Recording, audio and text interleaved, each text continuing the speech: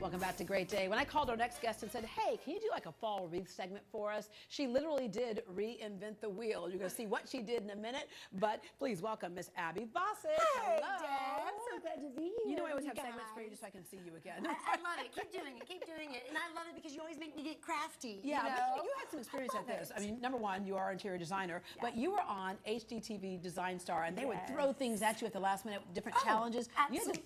You got to think on the dime. And you know, that's how I felt actually last night at the craft store. They were saying over the announcements, 15 minutes until closing, and I had just started shopping, and it was like... that gives me highs. I'm like, no, stay open, please stay open. I've had design training for this. Yeah, yes, but you know, the cool thing is that you're a professional, but you challenge people to think out of the box. And like, for example, with a wreath, they have those like grapevine things that we had forever that are blank canvas to do whatever you want on it, but it doesn't have to be all about the vine, does it? Exactly. We got a little tricky with it, didn't we? I started just, you know me, I'm resourceful. I like to start at home. What do I got around the house? And I walked out of my yard. You just had this in the yard. And I went, that could be a wreath. Yes, it's round, right? It's round. It's off to a good start, but I wasn't quite sure. All it took was getting that wheel off and getting some spray paint out, and it started to come alive, and then I got... And then once I got the paint on it, that's when I saw. It changed everything, right? We're onto something. We are onto something. Yeah. But lesson here, and that lesson is you look at something in its state. It doesn't have to remain in that state. You can manipulate it, and spray paint is always a good place to start, right? Right, to totally transform. So this is super fun, and I put a little hanger on it up here, so if you want it, actually would wind up going hanging right up like that. There you go. That is so pretty. Right, isn't that kind of fun? That's going to my house. I love it. Repurpose. There you go, Missy. All right. And then looking at this next one here, you repurpose some things, and there's also a trend that's happening right here. Right. Well, cotton is such a trend right now in floral arrangements. The touch, the feel of cotton in your life. The touch, the feel of cotton. Deborah? I'm sorry. Deborah. I got. Okay. I like commercial jingles get me every time. But by the way, back to the wreath. A little fact here. Texas is the #1 producer of cotton. So your cotton, the fabric of your life. There you go. So true. And for whatever reason, you know, when these little trends start to pop up again, right now I'm seeing it everywhere, and I didn't necessarily want to go all out with the cotton, but I do want to make a because they have the nod. whole cotton wreath. Yeah, they do. They have all the full cotton wreath. But here's the other thing I find. You know, if I go and get even just a simple cotton wreath or a simple leaf wreath, it will be 3, 4, 5 times as much if they at the craft store if they've already assembled it. Right. Than if I get the raw. And start adding a few things of my own. Claim it. It's fun. Exactly. Right? Well, half of these things. Well, especially this next one, you'll see. This is something that we all have at home. Oh, this is so pretty.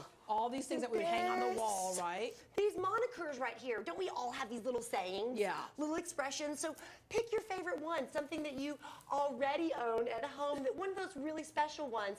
Just drop it in there to a wreath, and it's already going to dictate the color palette that you need to be working in. And the work that you didn't have to do because you're just sticking it on there, right? Exactly. This one was the easiest one of all. I did this at the very end last night. In about 20 minutes, I was done. I just put this little, you know, this takes up most of the real estate right here, so it's This is the real estate. This is the focal point. Yeah. Right? So you know me, I'm always looking for that focal point. Okay. And the other thing you suggest people do, decorating with gourds around this time of year, and that is endless as well. Isn't this endless? This is so fun.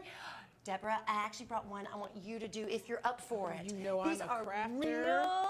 These real pumpkins here. So I did the little part. I carved out the top for you. Okay. But what we're going to do is you carve it out, clear it out. I just put some newspaper in there just to absorb some moisture. Right, right. You know, if I was using real plants, though, I might just put that the wet foam in there. Oh, perfect. You know, yeah, that'll keep it wet. Yeah. Okay, so put your foam in. Start with our foundation. Put your foundation in there. This kind of cleans up that rough edge, you know? And I just love succulents so much. I just think they're kind of... Well, and you can get the real ones or the fake ones, right? So, whichever's your pleasure. Now, rule of thumb in design, do you stick like the biggest piece in a certain place, I always start with my side? big piece. I kind of will anchor it off to the side like that. All right. Kind of get my big piece, and I get my other big piece in there. So I've got my 2 biggies. And now I know kind of what I can start filling in, you know? Really, it's just so easy. Yeah, you can't make How easy easy is mistakes this, doing stuff like this. right? That's right. Can't make a mistake. Oh, look at that little stick. And don't throw anything away. Like this little twig right here, you just use that little twig We just right need there. that little twig. Stick that Look at that. We go, and then, seriously, voila. Voila. And you have your whole little garden done right here. done. Yeah, and this would be great for like centerpieces a whole bit. Now you used a real gourd right here, but there's a ton of those plastic ones that actually look real. Yes. You can also Yes. carve those out if you want to. Absolutely, you can. You can. It depends on, I guess, the longevity of that centerpiece and how long you want it to stay around. Yeah. Gourds are they're pretty durable, though. I mean, this will last easily a few weeks on my front porch. Yeah. All right, Abby, you're one of know? those people that when it comes to design, you get excited. You're Don't the I? real, Yeah, you know what I sound like. You know what? It's interesting because home is that place that you go back to, where you kind of feel centered and you kind of gather your thoughts and get ready for the next My day and the whole happy bit. place, When you yes. go into someone's home, just if someone's thinking about getting a designer, first of all, what you all do is kind of beyond picking colors and all that type of stuff. As an actual designer, it's Yeah. even spatial, the whole bit. Oh, absolutely. We come in and we're looking at layout, color, the lighting, the flow. In interior design, we're really trying to customize that space for you. And a lot of I get busy this time of year Yeah. because a lot of my clients who I've established that relationship with, they want to engage in this stuff too. They want their home to feel the changes of the seasons and to be... And things that are special to them. Like a lot of times you'll ask them, do you have an ornament from childhood? Do you have a toy that you had, back in the day that means something to you? Absolutely. Oh, it's real personal. I'm always like digging through their stuff, like digging through their drawers and going through their storage. I'm gonna give you the key and let you go to town, right? And then the other thing is like, so what if we're with somebody, like, how should we work with a designer? And the difference between an interior designer and a decorator. I mean, both can get you places. Well, Where, but they there's a can, and difference. now you've got these stagers out there too who are doing staging and remixing, so that's going to help you if you're going to put your home on the market. You want to work with an accredited home stager. And If this is you're the time of wanting- year when you decorate for the holidays. People walk in, they feel, because it's that tradition, right? And they think, Yes. I sold 2 homes that way right around Christmas time. Put my Steve Tyrell Christmas CD on, girl, it was sold. Girl, using that Christmas spirit is so smart because it is buying a home is an emotional buy. As Right. much as people act like all the amenities and the features are important, that decision is made in the gut. Yeah. Just like that. The man that we marry. It's. I always find it so funny. It's like one of the biggest decisions you can make, and people are fine with saying it's just a gut thing. Yeah, right. It's just a gut thing, but it's the same in But it design is. too. Yeah. It's a gut It's how you thing. respond to feel colors, how you it. respond to certain things. I want to share a little formula for Okay. if you really want to change with the seasons and bring that festivity in. It's a simple formula. I really think that wreath is centerpiece. That is the focal point. So if you can just get a fun wreath in there, whether it's something you cultivated or something you picked up at the store, it's the wreath, then it's the entryway mat or the outdoor rug. Okay. And then bring some upholstery in. We just want to see some patterns brought in, a couple of throw pillows, and literally it can be that simple. One, And two, when it and comes three. to the I wreath, feel like I believe the bigger, the better. All right. Let me get in there with you. Thank you, Abby. We'll be right back. Always.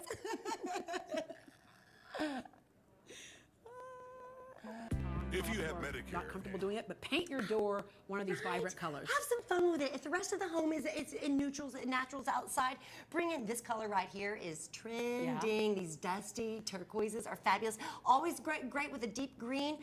A deep burgundy, like a deep purple. Yeah. Eggplant is also rich. Classic red, classic gloss Okay, black. if you have the or red lime door, I green. know that your house is where the party is, and I'm coming to your house. Right? Me too. And here's the thing to remember: it's only paint. If you think I don't like it, just paint it right over Paint again, it right? over again. Right. Have fun with it. All right, Abby, thank you very much. Have a great day, everybody. Thank you so much for joining us. For anything you've seen on today's show, just log on to greatdayhouston.com. Let's go paint something. Let's go do. I love it, girl.